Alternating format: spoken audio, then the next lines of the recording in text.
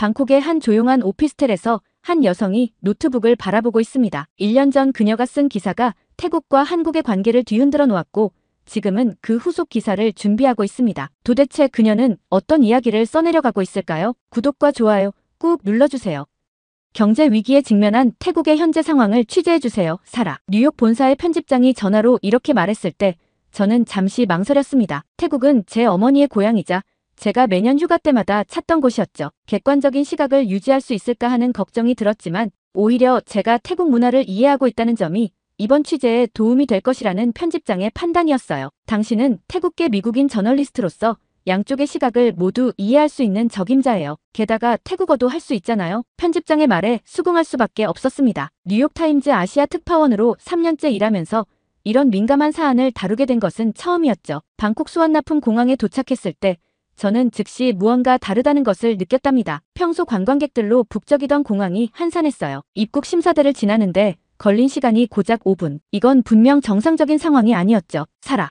이모 보러 왔어? 입국 심사관이 태국어로 물었을 때 저는 쓸쓸하게 고개를 저었습니다. 취재차 왔어요. 뉴욕타임즈 특파원이에요. 그의 얼굴이 순간 굳어졌죠. 아, 그렇군요. 지금 우리나라가 많이 어려워요. 공항을 빠져나와 택시를 탔을 때 더 충격적인 광경이 펼쳐졌어요. 한국 관광객들로 붐비던 수금빛 거리의 한인 상점들이 대부분 문을 닫았더군요. 몇몇 가게 앞에는 임대 푯말이 걸려 있었습니다.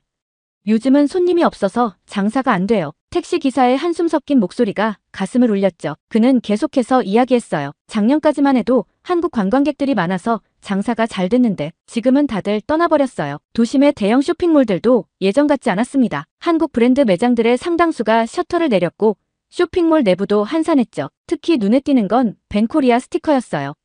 일부 상점 유리창에 붙어있는 이 스티커들은 태국의 현재 상황을 상징적으로 보여주는 것 같았습니다. 호텔에 체크인하고 노트북을 펼쳤습니다. 태국 경제에 대한 최근 통계 자료들을 확인하면서 저는 충격을 받았죠. GDP 성장률이 마이너스로 전환되었고 실업률은 1%에서 4%로 급증했더군요. 특히 한국 기업들의 대규모 철수가 직접적인 원인이었다는 분석이 눈에 띄었습니다. 엄마의 나라가 이렇게 무너져가는 걸 지켜봐야 한다니 창밖을 내다보며 한숨을 쉬었어요. 방콕의 화려한 야경 속에서 곳곳에 보이는 빈 상가들과 한산한 거리는 마치 도시의 상처처럼 느껴졌습니다. 이번 취재는 단순한 경제 위기 보도가 아닐 것 같다는 예감이 들었죠. 태국과 한국 두 나라 사이에 무슨 일이 있었던 걸까요? 왜 이렇게 갑자기 관계가 악화된 걸까요? 저는 노트북을 닫고 취재 계획을 세우기 시작했습니다. 내일부터는 현장을 직접 돌아다니며 이 위기의 실체를 파헤쳐야 할 것 같았어요. 특히 벤코리아 운동의 시작점을 찾아야겠다는 생각이 들었죠. 창밖으로 보이는 방콕의 밤거리를 바라보며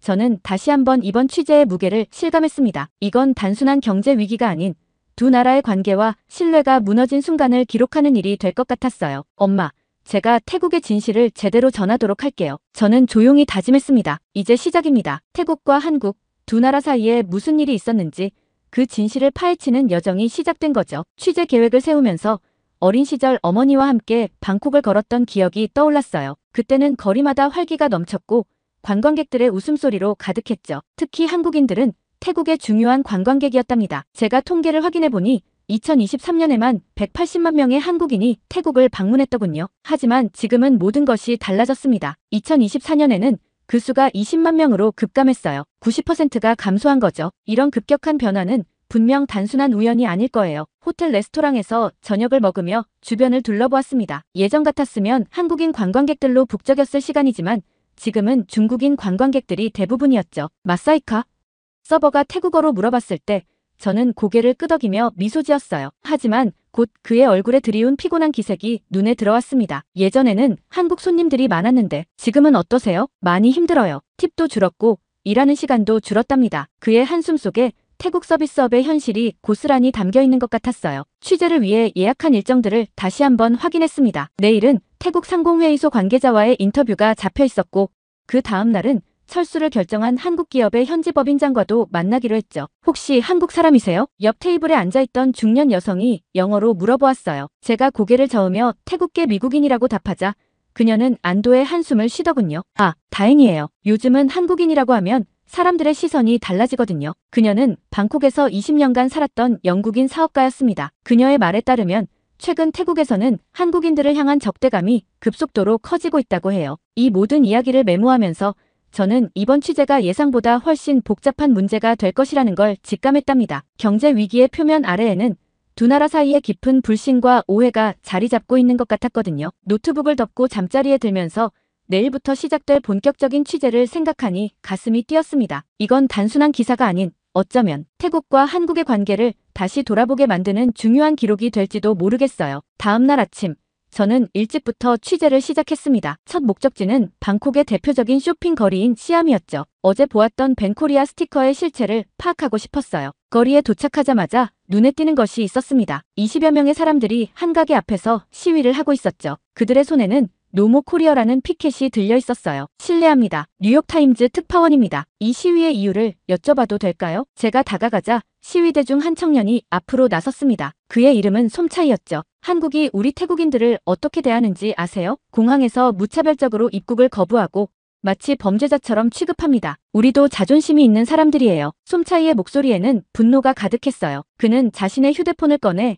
SNS에 올라온 영상들을 보여주었습니다. 인천공항에서 입국을 거부당한 태국인들의 모습, 공항에서 밤을 지새우는 사람들, 울면서 돌아가는 관광객들의 모습이었죠. 이건 차별이에요. 한국은 우리나라를 무시하는 거죠. 취재를 진행하면서 벤코리아 운동이 단순한 즉흥적 반응이 아니라는 것을 알게 되었어요. SNS를 중심으로 조직적으로 확산되고 있었고 이미 수만 명의 태국인들이 이 운동에 동참하고 있었죠. 점심시간이 되어 한 길거리 식당에 들어갔습니다. 그곳에서 우연히 한 노인과 마주치게 되었어요. 제가 태국어로 대화를 나누자 그분은 금세 마음을 열어주셨답니다. 내 손녀 이야기를 들어보겠나? 파이브 할아버지의 이야기는 충격적이었습니다. 그의 손녀 수파는 3년 전 한국에 워킹홀리데이 비자로 갔다고 해요. 처음에는 모든 것이 순조로웠죠. 한국어도 배우고 카페에서 일도 하면서 꿈을 키워갔답니다. 그런데 어느 날 갑자기 단속반이 들이닥쳤어요. 수파는 비자 기간이 만료된 것도 모르고 있었대요. 브로커가 연장 수속을 해준다고 했는데 그게 거짓말이었던 거죠. 할아버지의 눈에 눈물이 고였어요. 수파는 그날로 강제 추방되었고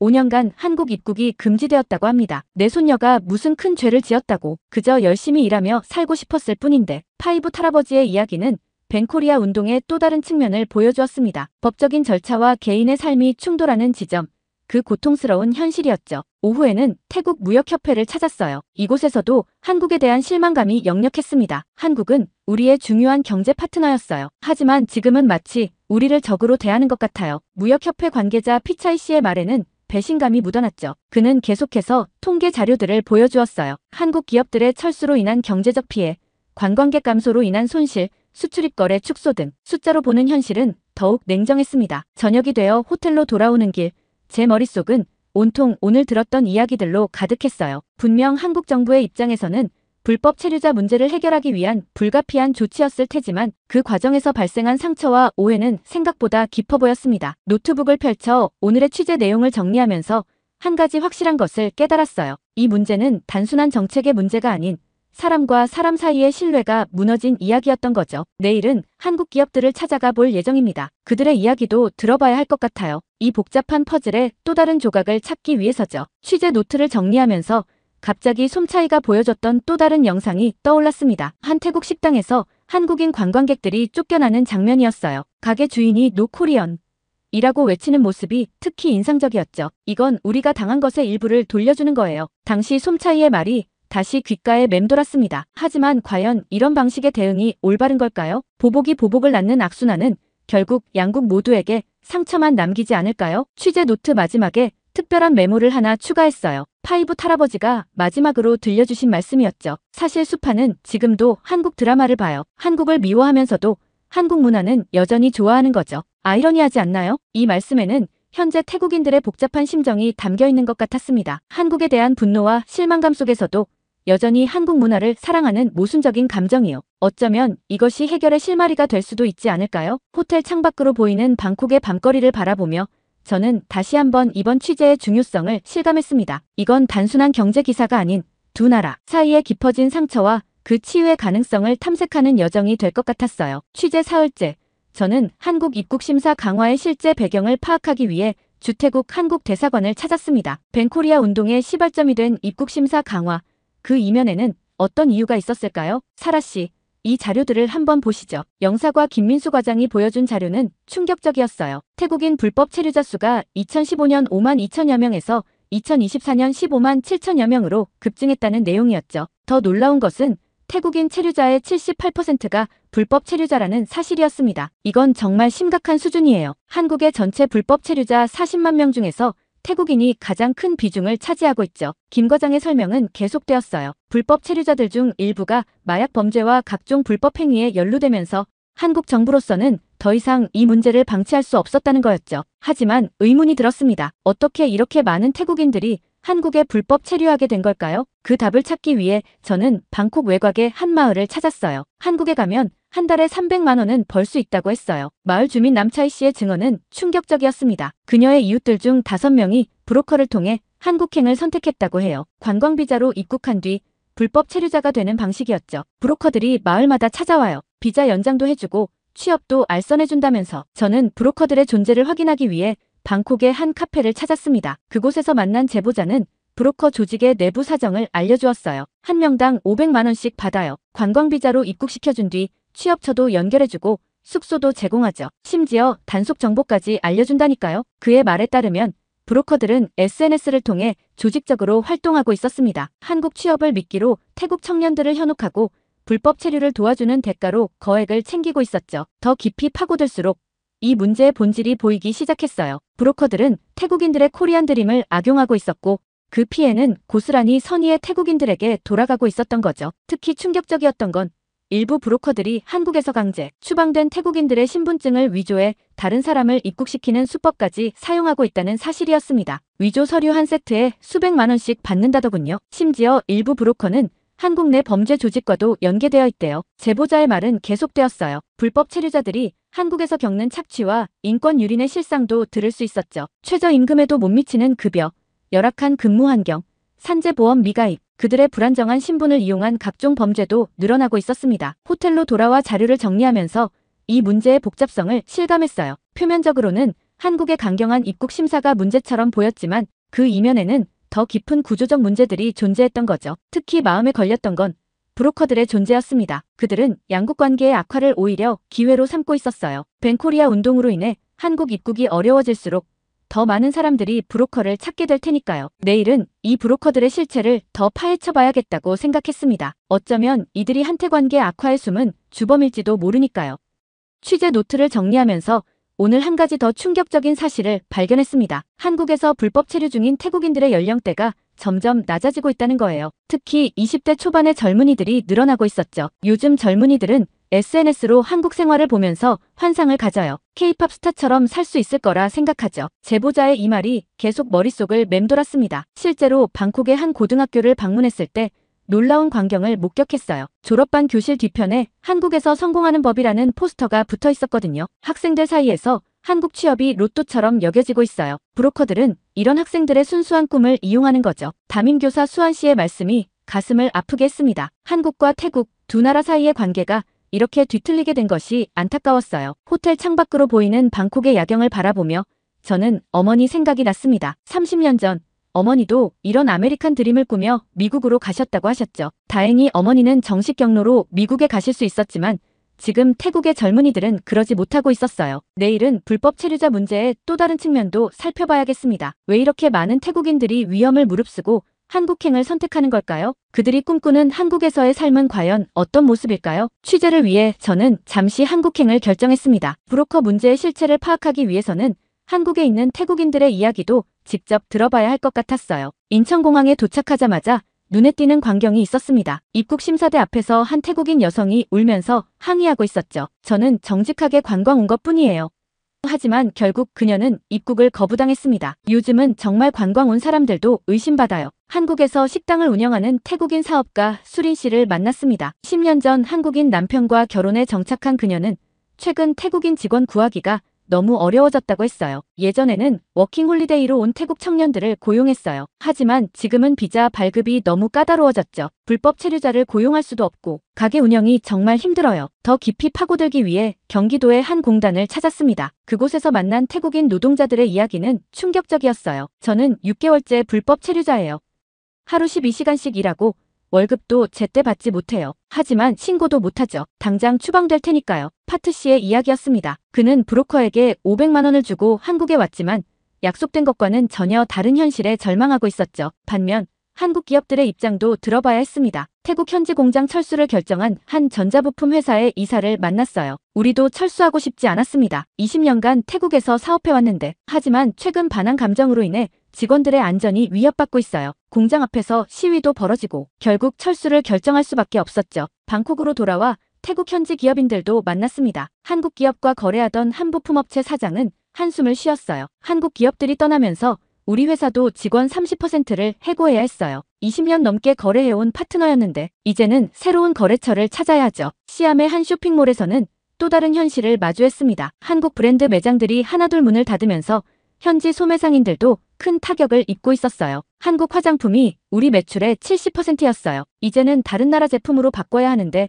고객들의 신뢰를 다시 얻기가 쉽지 않네요. 양국의 상황을 취재하면서 이 문제가 단순한 불법 체류 문제를 넘어선다는 것을 깨달았습니다. 한쪽에서는 생존을 위해 불법을 선택할 수밖에 없는 사람들이 있고 다른 한쪽에서는 안전과 법 질서를 지키기 위해 고군분투하는 사람들이 있었죠. 특히 안타까웠던 것은 이 갈등의 피해가 선량한 시민들에게 집중되고 있다는 점이었어요. 정말 관광을 목적으로 한국에 가고 싶은 태국인들, 성실하게 사업하는 교민들, 오랫동안 협력해온 양국의 기업들이 무고한 피해를 보고 있었습니다. 호텔로 돌아와 오늘의 취재를 정리하면서 해결책을 고민했어요. 어떻게 하면 이 악순환의 고리를 끊을 수 있을까요? 분명 그 답은 양국이 서로를 이해하고 신뢰를 회복하는 데 있을 텐데 내일은 이 문제의 더 깊은 곳, 불법 브로커들의 네트워크를 파헤쳐봐야겠습니다. 어쩌면 그들이 이 모든 갈등의 실체일지도 모르니까요. 취재 닷새째, 저는 한 제보를 받았습니다. 방콕 외곽의 한 카페에서 전직 브로커를 만날 수 있다는 거였죠. 그는 더 이상 이 일에 가담할 수 없어 자수를 결심했다고 했어요. 처음에는 단순히 돈이 될 것 같아서 시작했어요. 하지만 점점 더 큰 조직들이 개입하면서 전직 브로커 P씨의 증언은 충격적이었습니다. 태국과 한국을 오가는 불법 브로커 조직이 생각보다 훨씬 더 크고 조직적이었죠. 한 명당 500만 원씩 받아요. 한 달에 보통 20명 정도를 보내죠. 위조 서류부터 취업 알선까지 모든 게 시스템화되어 있어요. 더 놀라운 것은 위장결혼 알선 네트워크였습니다. 한국 국적 취득을 원하는 태국인들에게 한국인 배우자를 소개해주고 거액의 수수료를 챙기는 구조였죠. 위장결혼은 더 비싸요. 한 건당 2천만 원까지 받죠. 한국인 배우자에게도 500만 원 정도 줘야 하니까요. P씨의 도움으로 저는 브로커 조직의 실체에 더 가까이 다가갈 수 있었어요. 그들은 SNS와 메신저 앱을 통해 은밀하게 연락을 주고받았고 심지어 단속 정보까지 공유하고 있었습니다. 가장 큰 문제는 범죄 조직과의 연계예요. 한국에 들어간 불법 체류자들을 협박해서 보이스피싱이나 마약 운반에 동원하기도 하죠. 취재를 진행할수록 더 깊은 진실이 드러났습니다. 이건 단순한 불법 체류 문제가 아니었어요. 국제적인 범죄 조직들이 양국의 갈등을 이용해 돈을 벌고 있었던 거죠. 특히 충격적이었던 건 일부 브로커들이 의도적으로 벤코리아 운동을 부추기고 있다는 사실이었어요. 갈등이 심해질수록 우리한테는 기회예요. 정상적인 입국이 어려워질수록 더 많은 사람들이 브로커를 찾게 되니까요. 한국으로 다시 건너가 수사당국을 만났습니다. 그들도 이미 이 문제의 심각성을 인지하고 있었어요. 최근 2년간 검거된 불법 브로커만 200명이 넘습니다. 하지만 이건 빙산의 일각이에요. 경찰청 국제범죄수사팀 김 반장의 설명에 따르면 브로커 조직들은 계속해서 수법을 진화시키고 있었죠. 위조 기술은 더욱 정교해지고 자금 세탁 루트도 다양화되고 있었습니다. 이 모든 증거들을 정리하면서 저는 슬픈 진실을 깨달았어요. 태국과 한국, 양국 모두가 이 브로커 조직들의 피해자였던 거죠. 진짜 범인들은 따로 있었는데 양국은 서로를 오해하고 비난하며 갈등의 꼴만 깊어지고 있었습니다. 그리고 그 틈을 비집고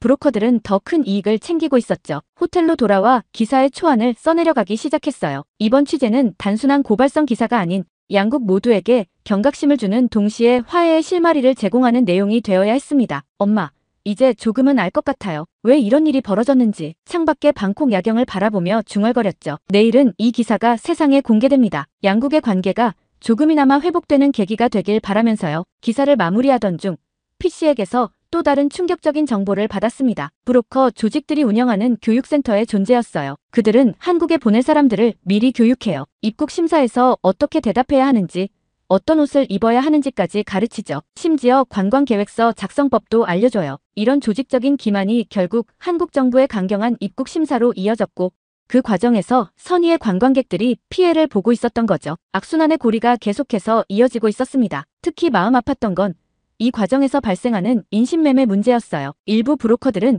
취업을 미끼로 태국 여성들을 한국의 유흥업소로 보내고 있었죠. 처음에는 식당이나 카페에서 일하게 해준다고 해요. 하지만 막상 한국에 가면 상황이 달라지죠. 여권을 빼앗고 빚을 강요하면서 이런 처참한 현실 앞에서 저는 더욱 이 기사의 중요성을 실감했습니다. 단순히 문제를 고발하는 것을 넘어 실질적인 해결책을 제시해야 했어요. 양국 정부가 협력하여 불법 브로커를 단속하고 동시에 합법적인 취업 경로를 확대하는 방안, 그리고 무엇보다 서로에 대한 이해와 신뢰를 회복하는 것이 중요해 보였습니다. 노트북을 덮으며 저는 내일 있을 기자회견을 준비하기 시작했어요. 이 모든 진실이 세상에 알려지면 사람들의 생각이 조금은 달라지지 않을까요? 적어도 서로를 적으로 보는 대신 같은 피해자로서 함께 해결책을 찾아나갈 수 있지 않을까요? 그런 희망을 안고 저는 마지막 문장을 적어 내려갔습니다. 우리는 서로를 오해했습니다. 진짜 적은 따로 있었는데 말이죠. 제 기사가 뉴욕타임즈에 게재된 다음 날 예상치 못한 소식이 들려왔습니다. 태국의 패통 친나 총리가 긴급 기자회견을 소집했다는 거예요. 저의 태국 현지 취재를 보신 건가요? 이런 생각이 들면서도 한편으로는 불안했습니다. 혹시 제가 쓴 기사가 양국 관계를 더 악화시키는 건 아닐까 하는 걱정도 들었죠. 하지만 기자회견장에서 들은 총리의 연설은 제 예상을 완전히 뒤엎었어요. 먼저 한국 정부와 국민 여러분께 진심 어린 사과의 말씀을 드립니다. 우리는 불법 브로커 문제의 심각성을 제대로 인지하지 못했고 필요한 조치를 취하지 않았습니다. 총리의 이 발언은 전 세계 언론의 헤드라인을 장식했죠. 특히 그가 발표한 후속 조치들이 주목을 받았습니다. 앞으로 태국 정부는 불법 브로커 조직 척결을 위해 특별 전담팀을 구성할 것입니다. 또한 한국 정부와 긴밀히 협력하여 양국 간 합법적인 인적 교류를 확대해 나갈 계획입니다. 이에 한국 정부도 즉각 화답했어요. 법무부 장관이 직접 나서서 새로운 정책들을 발표했죠. 태국인 관광객들의 불편을 최소화하기 위해 입국 심사 과정을 개선하겠습니다. 또한 워킹홀리데이 쿼터를 확대하고 전문 인력 비자 발급 요건도 완화하겠습니다. 양국 정부의 이런 움직임은 민간 영역으로도 빠르게 확산되었어요. 한국의 대기업들이 태국 현지 투자를 재개하겠다고 발표했고 태국의 관광업계에서는 한국인 관광객 유치를 위한 특별 프로모션을 시작했죠. 특히 인상적이었던 건 양국 시민들의 반응이었습니다. SNS에서 서로를 이해하고 화해하려는 움직임이 자발적으로 일어났어요. 우리도 잘못했어요. 한국을 무조건 적대시했던 게 이런 변화를 지켜보면서 저는 다시 한번 언론의 역할과 책임을 생각하게 되었습니다. 진실을 밝히는 것. 그것은 단순히 문제를 폭로하는 게 아니라 해결의 실마리를 제공하는 일이기도 하다는 걸 깨달았죠. 한 달 뒤. 저는 다시 방콕을 찾았어요. 거리의 분위기가 완전히 달라져 있었습니다. 벤코리아 스티커들은 사라졌고 대신 한국과 태국의 국기가 나란히 걸린 환영 배너들이 눈에 띄었죠. 다시 한국 손님들이 오기 시작했어요. 정말 기뻐요. 시암의 한 식당 주인이 환하게 웃으며 말했습니다. 그의 말처럼 거리에는 다시 한국인 관광객들의 모습이 보이기 시작했어요. 양국 정부는 더 구체적인 협력 방안도 발표했습니다. 불법 브로커 근절을 위한 공동수사팀 구성, 청년 교류 프로그램 확대, 문화교류센터 설립 등 이전의 갈등을 교훈 삼아 더 단단한 관계를 만들어가려는 노력이 시작된 거죠. 호텔 창밖으로 방콕의 밤거리를 바라보며 저는 이번 사건이 결국 양국 관계의 전환점이 된 것 같다는 생각이 들었습니다. 때로는 큰 위기가 오히려 새로운 시작의 기회가 되기도 하는 법이니까요. 내일은 마지막 후속 기사를 쓸 예정입니다. 양국의 화해 과정과 앞으로의 과제들에 대해서요. 이제는 희망적인 이야기를 전할 수 있어서 기쁩니다. 다시 방콕을 찾은 저는 놀라운 변화들을 목격하고 있었어요. 그녀의 식당은 이제 한국인들과 태국인들이 자연스럽게 어우러지는 공간이 되어 있었죠. 양국 관계는 놀라울 정도로 발전했어요. 브로커 문제를 해결하기 위해 설립된 한마이너스테 공동수사팀은 큰 성과를 거두었고 덕분에 불법 체류자 문제도 크게 개선되었습니다. 지난 1년간 검거된 불법 브로커만 500명이 넘어요. 양국이 협력하니 수사가 훨씬 수월해졌죠. 김 반장의 말처럼 양국의 공조는 놀라운 성과를 보여주었습니다. 특히 주목할 만한 것은 합법적인 취업 경로가 크게 확대된 점이었어요. 이제는 한국에서 정식으로 일할 수 있어요. 브로커를 찾을 필요가 없죠. 방콕의 한 취업 박람회장에서 만난 태국 청년의 말이었습니다. 한국 기업들이 현지 채용을 확대하면서 젊은이들의 코리안 드림이 건전한 방향으로 바뀌고 있었어요. 특히 인상적이었던 건 문화 교류의 확대였습니다. 한태 문화센터가 설립되어 양국의 언어와 문화를 배우는 사람들이 늘었고 청년 교류 프로그램도 활발히 운영되고 있었죠. 우리는 서로를 더 이해하게 되었습니다. 패통 친나 총리의 1주년 기념사가 생각났어요. 그의 말처럼 위기는 오히려 양국이 서로를 더 깊이 이해하는 계기가 되었던 것 같습니다. IT, 신재생에너지, 문화 콘텐츠 등 새로운 분야에서의 협력도 시작되었어요. 한국의 기술력과 태국의 창의성이 만나면 놀라운 시너지가 발생해요. 방콕의 한 스타트업 허브에서 만난 청년 사업가의 말이었습니다. 이제 저는 마지막 기사를 쓰려고 합니다. 제목은 우리는 서로를 더 이해하게 되었다로 정했어요. 첫 취재를 시작했을 때만 해도 이런 긍정적인 변화를 예상하지 못했답니다. 엄마, 이제 태국과 한국이 진정한 친구가 된 것 같아요. 호텔 창가에 앉아 마지막 기사를 쓰면서 저는 어머니께 말씀드렸습니다. 태국계 미국인 저널리스트로서 두 나라의 화해와 발전을 기록할 수 있어서 자부심을 느꼈어요. 위기는 때로 기회가 됩니다. 태국과 한국의 관계가 그것을 증명해 주었죠. 서로를 이해하고 존중하며 함께 성장하는 모습. 이것이야말로 진정한 국제 협력의 모델이 아닐까요? 이제 저의 취재는 끝이 났지만 양국의 새로운 이야기는 계속될 것 같습니다. 더 나은 미래를 향해 함께 걸어가는 두 나라의 모습을 앞으로도 지켜보고 싶어요. 끝이 아닌 새로운 시작입니다. 마지막 문장을 적으며 저는 방콕의 밝은 미래를 바라봅니다. 이제 이곳에는 더 이상 벤코리아 스티커도 불신의 그림자도 없습니다. 오직 희망의 빛만이 가득한 것 같아요. 오늘의 사연은 여기까지인데요. 미국 저널리스트 사라통님의 감동적인 사연 감사하며 앞으로도 응원하겠습니다. 구독과 좋아요 감사드리며 다음 영상으로 찾아뵙겠습니다.